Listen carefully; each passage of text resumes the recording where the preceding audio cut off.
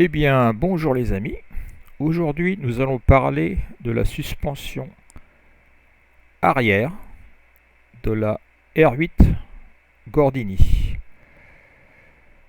Alors, là, on a une vue de cette suspension. Alors, examinons en détail ce que nous voyons. Alors, est-ce que je fais un petit zoom? Oui, pourquoi pas. Oui, c'est pas mal ça. Je vais mettre mon pointeur. Donc, qu'est-ce qu'on voit là? Donc là, ça c'est la boîte de vitesse.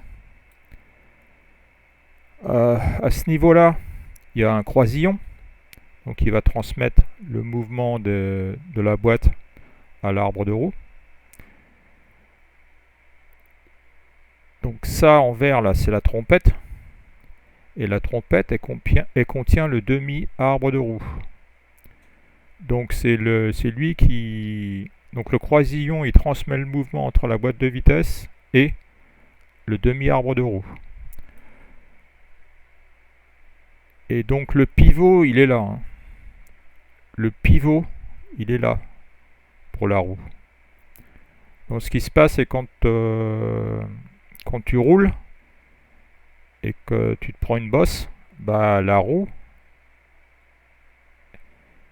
elle tourne autour de ce pivot. Donc elle fait en fait un arc de cercle. Donc elle suit cette trajectoire. Ok? Puisque le pivot, il est là. Ce qui n'est pas idéal, dirons-nous. Et on verra ça un peu plus tard. Là, il y a une sangle. Ensuite, donc ça, c'est la trompette. Là, il y a l'attache. C'est là que se pose le ressort. Et tu as un amortisseur de ce côté-là, de la trompette, et un autre amortisseur derrière. On voit un peu en rouge là, de l'autre côté. Et qui se connecte à ce truc-là, à cet étrier-là. Donc là, le seul truc qu'on voit pas, c'est où se connecte l'amortisseur et le ressort. Donc ça va être sur la prochaine vue. Donc là, il faut que je... Ouais, c'est pas... La photo est pas terrible, mais bon, on voit à peu près. Donc là, apparemment, il doit y avoir un demi-arbre qui a été enlevé déjà. Donc voilà la trompette qui contient le demi-arbre, la sangle, la boîte de vitesse, embrayage moteur. Donc là, on voit mieux les deux amortisseurs. Et là-dedans, là, il y a le ressort. Et donc, ce qu'on ne voyait pas sur l'image avant, on le voit maintenant, c'est où se connectent le ressort et les deux amortos en position haute. Bah, c'est ça, c'est la traverse. Donc tout ça, tout ça, ça s'appelle la traverse. Et c'est monté sur la boîte. Et là, il y a ça, c'est des cylindres blocs. Donc c'est des morceaux de caoutchouc là. Donc c'est monté sur la boîte de vitesse, mais de façon pas complètement rigide. Bon allez, on passe à la prochaine. Ouais, donc ça... Attends, je vais revenir quand même. Donc encore, ça c'est la traverse. Deux amortisseurs. Un amortisseur là, et le ressort il est là-dedans. Et en fait, cette suspension, elle est très proche de la suspension de la Caravelle que nous voyons ici. La seule différence, vraiment... Alors attends, je vais quand même décrire. Boîte de vitesse. Là-dedans, il y a le croisillon. Ça, c'est la trompette. À l'intérieur de la trompette, il y a le demi-arbre de roue, le demi-arbre de transmission. Là, on voit bien le ressort avec l'amortisseur, un seul amortisseur à l'intérieur. Et donc, tout ça, c'est la traverse.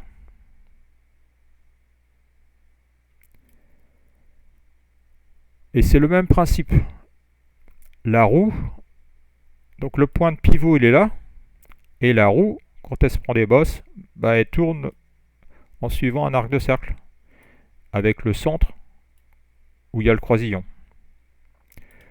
Bon, c'est pas génial, mais au moins avec la Gordini, l'avantage d'avoir les deux amortisseurs au lieu d'un seul amortisseur, c'est que quand la voiture accélère ou elle freine, bah, donc si on revient, les deux amortisseurs là, ils empêchent la roue de soit d'avancer, soit de reculer en regardant la direction longitudinale. Donc la roue, elle bouge pas dans tous les sens. Alors que sur la Caravelle, bah, si on freine et on accélère, la roue elle va avoir tendance à bouger dans le sens longitudinal. Et c'est pour ça qu'ils mettent des sangles, mais bon, c'est pas vraiment optimum.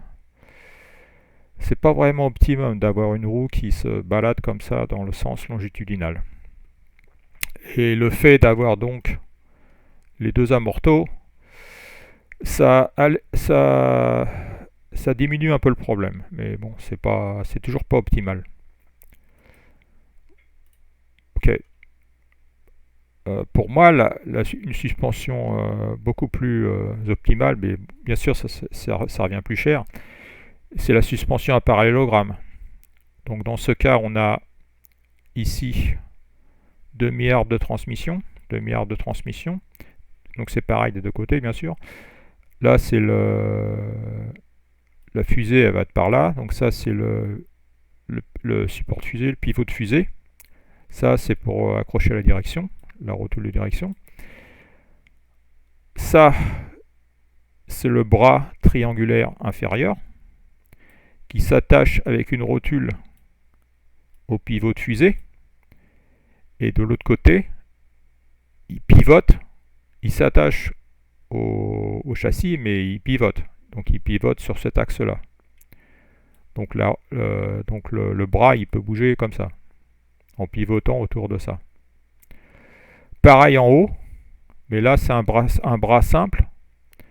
Donc pareil, rotule, c'est là qu'il s'accroche au pivot de fusée et il s'accroche au châssis. Donc là c'est pas triangulaire, donc c'est simple, donc c'est juste le pivot il est là, il s'accroche au châssis et ça peut, donc ce bras supérieur il peut bouger comme ça en pivotant autour de ça. Pour les voitures un peu sportives, le bras supérieur au lieu d'être simple il devrait être triangulaire. Donc il devrait être comme le bras inférieur. Et là, il y a des tirants pour contrecarrer les forces de freinage et d'accélération. Et donc ce qui reste à expliquer, bah, c'est le ressort et l'amortisseur. Donc là, dans ce cas-là, vu qu'il y a un arbre de transmission là, ils ont mis l'amortisseur et le ressort en haut. Mais tu pourrais le mettre aussi en bas. Mais bon, c'est une autre configuration. Donc, tu peux l'accrocher en bas, si tu veux. Donc voilà, ça c'est probablement une des meilleures suspensions pour des voitures de course ou de rallye. Donc on va passer à la prochaine. Bon, ça c'est juste pour dire que bien sûr la R8 Gordini, vu que son moteur il est en position longitudinale et en plus il est en porte-à-faux derrière, il est en porte-à-faux sur l'essieu arrière, bah forcément la voiture elle va avoir un comportement survireur. Et donc là c'est expliqué, donc je ne vais pas lire, mais bon, ça veut dire que la voiture elle a une tendance à chasser un peu de l'arrière. Et donc pour améliorer la tenue de route de la R8 Gordini, on met du carrossage négatif à l'arrière. Ça veut dire que le pneu, il n'est pas perpendiculaire à la route. Il n'est pas perpendiculaire au sol. Il est légèrement incliné. Donc le haut du pneu il est incliné vers l'intérieur. Donc ça c'est un carrossage négatif. Et ça, donc le carrossage négatif, ça améliore la tenue de route, mais le problème c'est que les pneus ils s'usent. Ils s'usent pas mal. Et en ligne droite, c'est pas vraiment idéal. Et il y a aussi le carrossage positif. Bon, ça c'est l'inverse. Donc le pneu, il est incliné vers l'extérieur.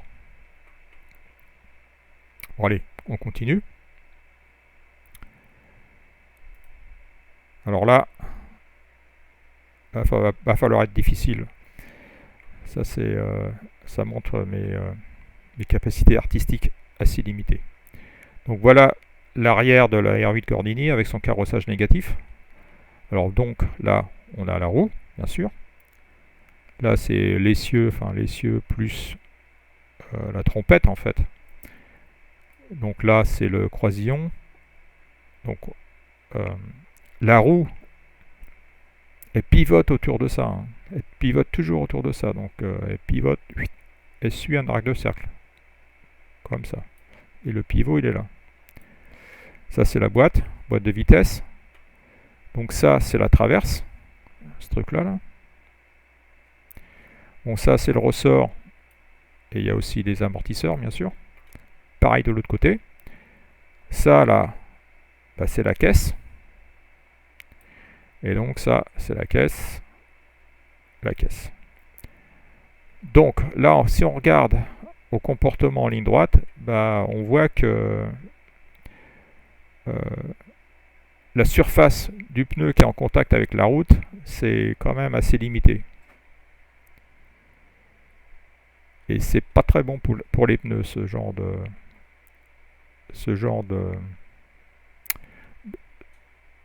position du pneu par rapport à la route. Mais bon, ce qui est intéressant avec le carrossage négatif, c'est quand on tourne. Donc, ok. Donc quand tu tournes, là, mettons, je tourne vers la gauche. Si je tourne vers la gauche, ce qui va se passer, c'est à cause de la force centrifuge. Attends, je vais peut-être faire ça sur l'autre. Mais non, je vais quand même continuer avec ça. Donc je tourne à gauche. Ce qui va se passer, c'est que la force centrifuge va faire que la caisse, elle va pivoter dans ce sens-là. Donc elle va pivoter comme ça. Ça va s'affaisser du côté droit. Et tout va pivoter comme ça. Donc cette roue-là, elle va pivoter comme ça. Ça va pivoter. Ça va pivoter. Et là, j'ai juste une image qui montre. Ça s'appelle le roulis. Hein.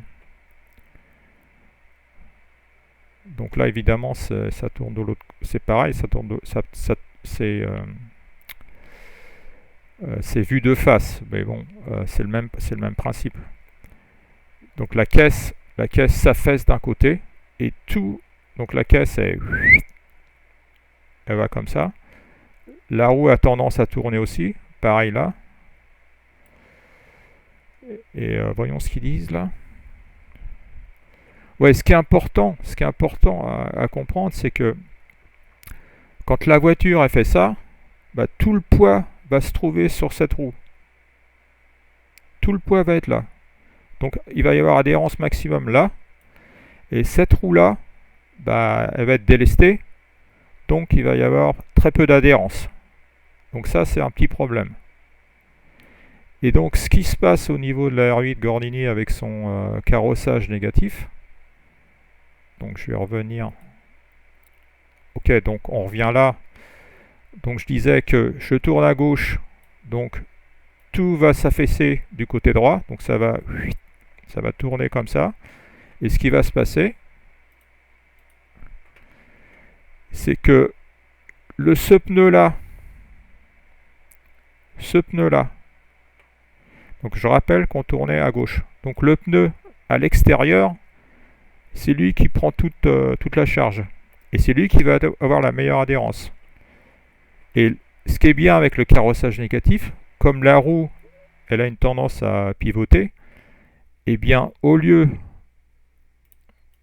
au lieu d'avoir une surface de contact avec la route qui est comme ça, là, indiquée en rouge,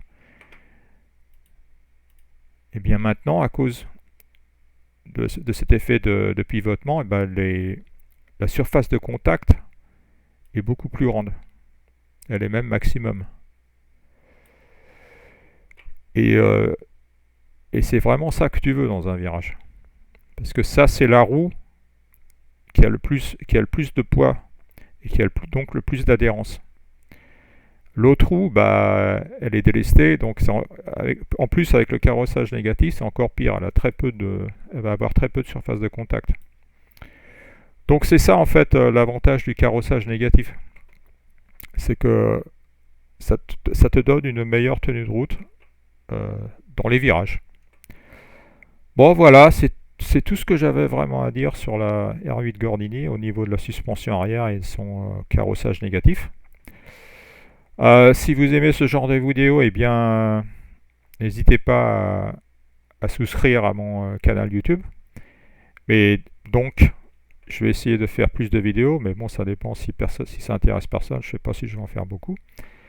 Mais en attendant, bah ouais, à la prochaine. Donc, allez, salut!